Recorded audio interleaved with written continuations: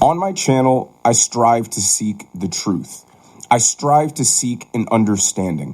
Why people do what they do. Why they believe what they believe. And we frequently discuss the left, trying to gain an insight into their minds. Because a lot of us are perplexed how the Democrat Party could devolve from a party that had a competing vision on how to achieve a successful America to a party that seemingly hates America and Western values. So in this video, I want to show you what I think is a brilliant explanation of why the Democrat Party has turned into something that has hate and contempt and scorn for the very people they represent. Make sure you guys watch till the end because I know you will get value from this. As always, like the video and subscribe to the channel, but let's start with hearing what I believe to be one of the foundational issues with the modern left. The Western liberal mind conceives of itself as being good because it's liberal. The Western liberal tells him or herself, I'm a good person because I'm liberal, and I'm liberal because I'm a good person, which means that I believe in things like the brotherhood of man, conscience and compassion, looking after the wretched of the world, the poor and the wretched of the world, standing up against abuses of power. These are all good things, and that's why I'm a liberal. And I'm a liberal because of all these good things. So, one of the expressions of my goodness and my liberalism is that I support the Palestinian Arabs, who I think are an oppressed people, and they are oppressed by the Israelis, who have taken their land away from them, and they are oppressing them. Now, every part of that, in my view, is a lie. But put that to one side. This is what the liberal progressive thinks. And the liberal progressive thinks that supporting the Palestinians is therefore something that makes the liberal progressive a good person. October 7 happened, and suddenly you have a situation in which the people that the liberal progressive has supported as being oppressed, and everything they do is a legitimate defense or resistance against oppression, suddenly we can see that those people have turned into the most bloodthirsty savages that could ever be imagined. Not just people who kill, but who slaughter in a sadistic, barbaric, debauched and depraved fashion that people can't imagine ever happening. They have slaughtered, raped, beheaded, tortured, burned alive babies, children, women, elderly men, and others, and in which the people that they have supported as being oppressed are good people because they're victims, are these savages. And the people they have represented as oppressors are the victims. They can't have that. Because if they have that, if they admit that that is the case, then their entire worldview is shattered, because the people, the cause they have supported as representing goodness is shown to be evil. And what does that make them? So this is Melanie Phillips, and she's discussing why the so-called tolerant left would actually be supporting terrorist groups like Hamas. But her explanation for this one issue can be extrapolated to explain why the left takes the crazy positions that it does. The left engages in their radical policies because they think that they're good people doing a good thing, and they're so invested in the goodness of what they believe they're doing, they can't accept that actual bad outcomes can result from their actions. For instance, their whole support of the radical trans ideology, they justify it by saying, look at this fringe group that is obviously going through something. Let's affirm their confusion because it will make them feel good, without realizing all they're doing is sentencing that person to a life of anxiety and depression and confusion and severe mental problems, as these people daily face the internal battle of knowing that they aren't what they're pretending to be. So in order to alleviate this discomfort, they compel the rest of society to adhere to the same delusional worldview the priority on acceptance over truth. And they have to tell themselves that this is a good thing, that they're doing the right thing. Otherwise, it's hard to justify encouraging children to take cross-sex hormones, chemically castrate themselves, and undergo mutilating surgery, and becoming a lifelong dependent on expensive medicines and treatments. It's the same thing for the DEI policies. They think it's coming from a place of kindness and compassion. They see certain racial groups performing worse than others, and they think it's automatically due to systemic injustices. So while they're trying to alleviate the problems of the perceived racism and discrimination, they're in fact creating a hierarchy of races, attributing classifications to each race broadly, not even understanding that they're just creating a different form of racism. Like, people think communism just started as gulags and famine and killing people who disagreed with you. No, it starts as an idealistic utopian vision where everybody is equal and the world is fair. But once it's put in practice, the atrocities are inevitable due to the implementation. Now, here she is talking about how this inability to admit that they were wrong and address that they might be supporting something that is objectively bad leads to them shifting and recreating and denying reality. It makes them evil, so they can't have it. So what do?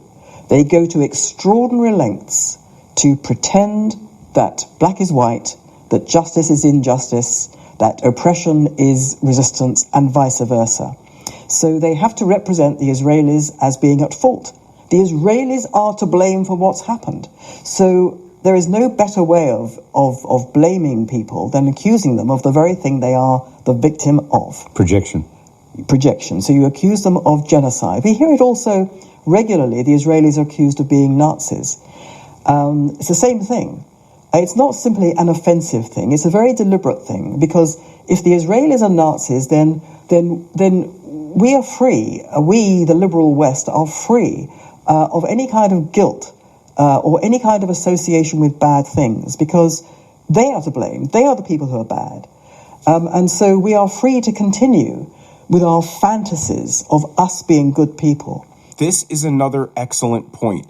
Look at all of the things that they said about Donald Trump, and then look at all the things that the Biden administration actually did. Their intentional labeling of Donald Trump as a Nazi was just a strategy to try to stretch the boundaries of what is good and bad. And if they paint the other side as so viciously, horribly, immorally bad, then everything that they do by comparison is better, is more moral, is more just. Democrats put so much pride in being the side that was morally superior, cared about the institutions, the rule of law, the Constitution, only for their politicians to engage in the exact behavior that they said Donald Trump would do. And because they can't admit that they were wrong and that the side that they picked are actually the bad guys, they just have to make up labels and lobby insults to try to paint Donald Trump as even worse than them. And I think that's also what lay behind these amazing scenes that we saw on social media of people with their hands tearing down the posters of the hostages. Now you have to ask yourself, what's going through the mind of someone like that? These weren't posters advertising Israel. They weren't advertising the Israeli Defense Forces. They were pictures of babies, of children, of women who had been kidnapped by bloodthirsty monsters, by savage, depraved savages, and were being almost certainly subjected to untold horrors. And yet they were torn down, and the faces of the people tearing them down were contorted very often with rage and hate. And you have to ask yourself, what's going on in the mind of that person? And it seemed to me that they had to literally with their fingernails tear it out of sight.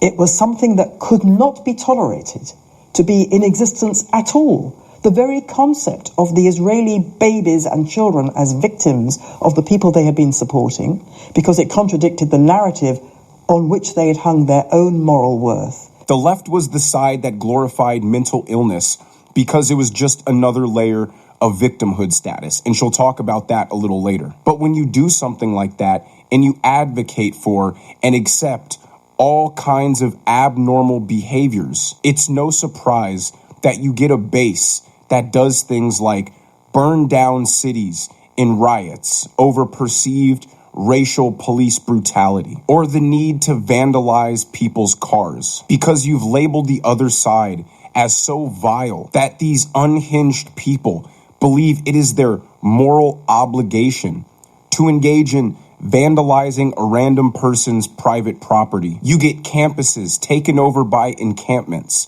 because the left believes, because they are the good ones, that they have a right to impose their beliefs, even in a violent way, to further their cause and get their message across. They believe because they are the one true good and the other side is evil, that there is no reason to have discourse or discussion or debate with the other side. They claim that their position is one of tolerance, but the truth is they're only tolerant of things they agree with or things they believe in, and they are very intolerant of anybody who disagrees with them, because in their mind, their intentions are pure and compassionate.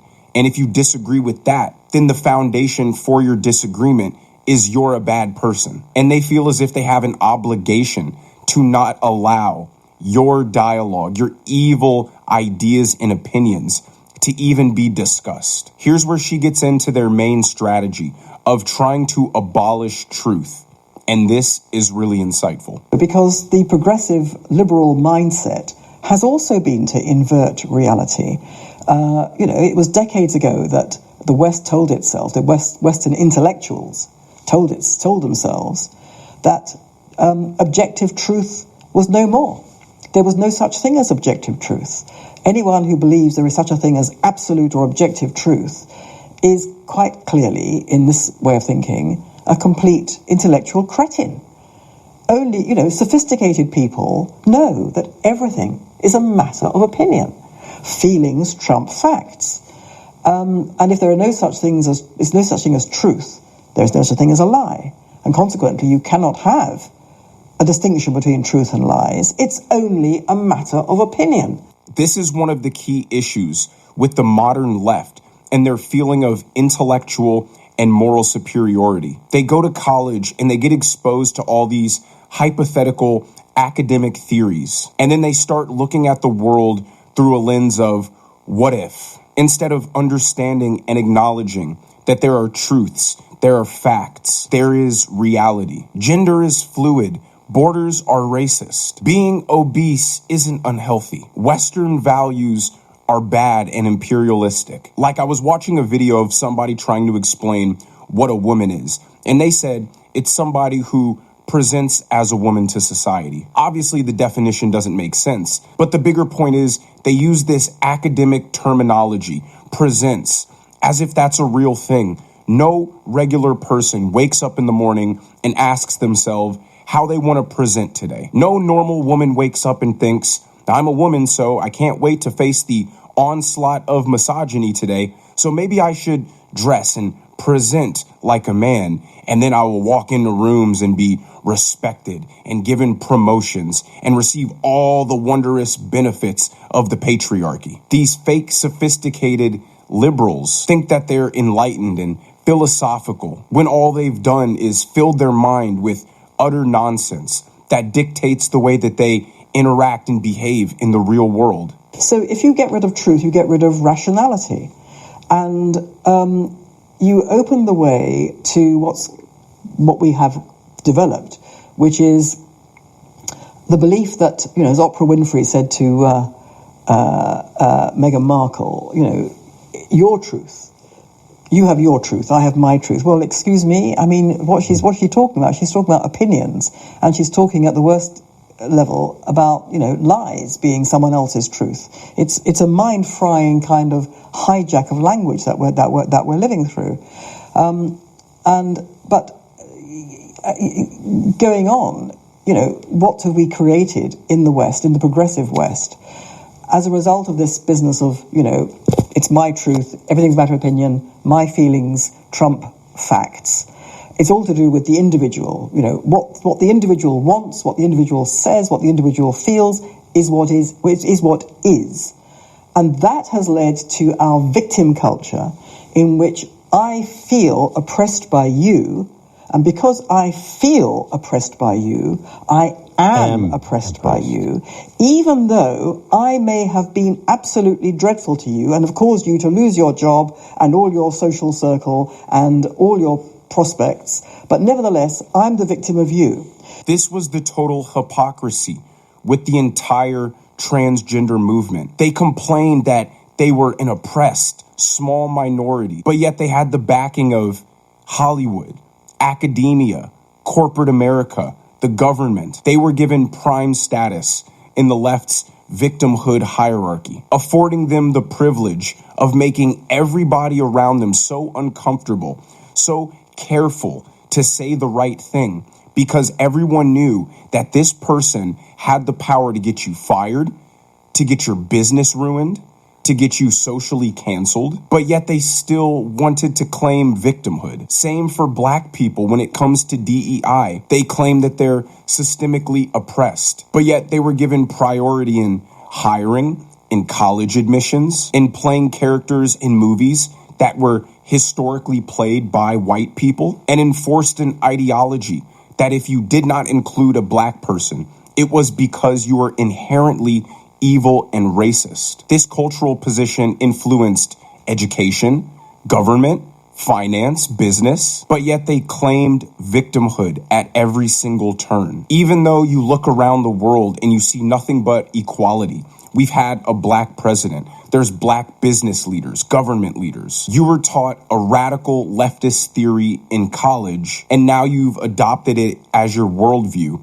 And so you feel as if you're being oppressed. So therefore, your truth states that you are oppressed. And this emphasis and prioritization on feelings in emotional coddling led to the restriction in freedom of speech, in understanding and accepting truths in order not to offend someone. Again, their mission that starts from a position of good and compassion, at least they think so, inevitably ends up turning into some total authoritarian and fascist implementation. Now, here's the final part where she talks about how this self-obsession has led to the downfall of the modern liberal. So it's that kind of inversion that you can do no right because you are an oppressor group. You are white, you are male, you are Christian, you are Western, whatever it is. You're an oppressor group, therefore you can do no right. And I am black, I come from a developing world country, I am not conventionally gendered or sexualized, whatever it is. I define myself as a minority victim group. I can therefore do no wrong because I'm a victim. I must be the victim of you, even though I have told lies about you, I have damaged you. This is irrelevant. Because I feel that I'm a victim, I am a victim. So you have a Western progressive mindset, which, because it's abolished truth and reason, and because it's embraced hyper-individualism and victim culture, has inverted reality. This ideology of selfishness and arrogance and pretentiousness is what leads people to think that their personal feelings or wants or desires are the most important thing that exists. We used to get told the world doesn't revolve around us. Now the message from the left is the world does revolve around you, and your perceived plights are real, even if they're not. I feel as if Donald Trump is a Nazi. So even if a 13-year-old kid, brain cancer survivor, has a wondrous moment, you can't stand up and cheer for that because it's a Nazi doing it. I feel as if Elon Musk is going to steal Social Security. So therefore, I am rationally justified in believing he will. Despite all the evidence proving otherwise, the left has to feel that they are the good guys, because if they don't believe that, It's like the lady said, their entire worldview of what they believe, of what they support, will be turned upside down, and they'll be forced to have the realization that they were supporting mutilating and chemically castrating kids, forcing women to compete in sports with men, opening our borders to the entire third world because Western culture is bad, allowing millions to suffer through drug trafficking and human trafficking through the cartels because of our open border policies, protesting in favor of continued government waste and corruption, advocating for endless war in Ukraine that is costing thousands of people their lives every single week, weaponization of the justice system to go after an opposing political candidate, Joe Biden preemptively pardoning his family, his son, after he said he wouldn't. The track record of the left is so horrendous that these people at this point can't even open their eyes to the reality of the situation and admit that they were wrong, because they'll be forced to see the truth, which is they didn't just support one bad thing. They supported a laundry list of atrocities. But let me know what you guys think down in the comment section below.